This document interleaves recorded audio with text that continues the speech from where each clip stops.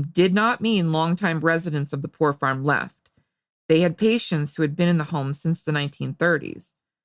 A report from around that time talked of one man in particular named Lowell, who didn't even have a birth certificate on file but had lived at the farm since he was a child. He was believed to be 80 years old at that point. There are theories and stories about where Lowell came from and how he ended up at the Sunshine Acres, which housed a variety of people who had nowhere else to go: unwed mothers, the mentally ill, and the disabled.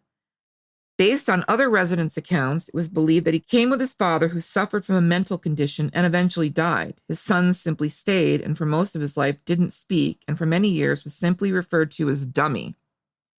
Lowell and others were moved from the former poor farm in 1978, and at that time it was closed by the Missouri Division of Health, which cited the facility for sanitation issues and building deficiencies. Its closure was a milestone that many were glad of. By then, the conditions had once again deteriorated to devastating. Things had changed over the years, and many nursing homes were receiving funding from Medicaid to help with indigent care. Sunshine Acres, however, was not qualified to receive that funding and fell further and further behind. A few days after its doors were closed, another editorial appeared in the Springfield newspaper.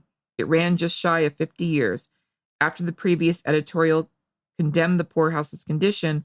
Its first line, "Locking the doors to Sunshine Acres Rest Home," ends a dismal chapter in Greene County's history.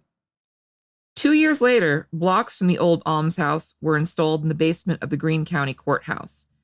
They were used to repair walls of a storage area beneath the courthouse front stairs, and were also accompanied by plaques telling the almshouse history.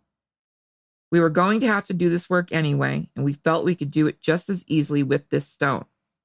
We felt we could preserve a memento of the old almshouse, said Associate Judge Ken Cantrell. The cemetery for this property held hundreds of the deceased who resided in this home. Nobody knows how many for sure, as record keeping was minimal. Most graves had no markers, and the ones that did just had a number on it or were just a piece of wood. It was not until the early 2000s that a memorial was created with existing markers. This concludes this episode of Strange History. If you have an idea for an episode, please email strangehistorypod@gmail.com.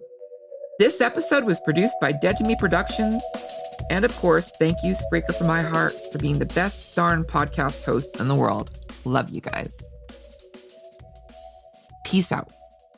Yay!